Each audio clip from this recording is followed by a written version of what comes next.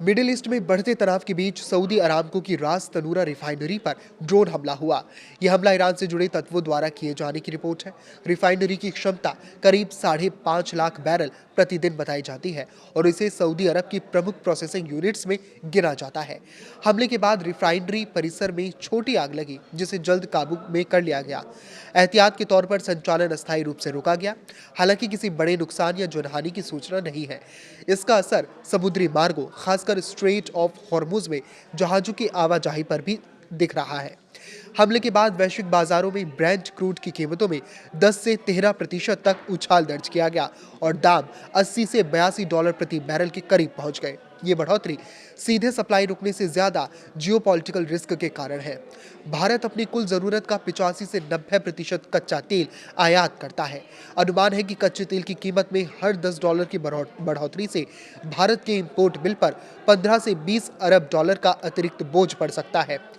अगर कीमतें लंबे समय तक ऊंची रही तो पेट्रोल और डीजल 5 से 10 रुपए प्रति लीटर तक महंगे हो सकते हैं। इससे ट्रांसपोर्ट, खाद्य और मैन्युफैक्चरिंग लागत बढ़ेगी और महंगाई पर दबाव आएगा। भारत सऊदी अरब से मुख्य रूप से कच्चा तेल आयात करता है, ना कि प्रोसेस्ड पेट्रोलियम प्रोडक्ट्स। रास तनूरा एक रिफाइनरी है, जबकि क्रूड प्रोडक्शन फील्ड्स और बड़े एक्सपोर्ट टर्मिनल्स पर सीधा असर नहीं पड़ा है। सऊदी अरब के पास अन्य निर्यात मार्ग और टर्मिनल भी है और उसका कुल उत्पादन अभी जारी है।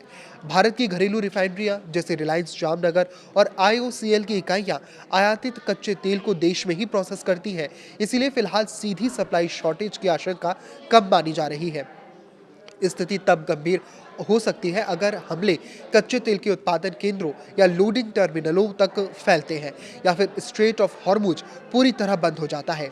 ये समुद्री मार्ग दुनिया के करीब 20% तेल और भारत के लगभग आधे क्रूड आयात का रास्ता है। भारत के पास अब भी करीब 74 दिनों का स्टॉक मौजूद है और उसने रूस समेत बाकी देशों से आयात बढ़ाकर सप्लाई स्रोतों में विविधता भी लाई है। इस पर आपकी क्या राय है, हमें कमेंट करके जरूर बताएं। लाइक करें, शेयर करें और इसी तरह जुड़े रहें। नमस्कार।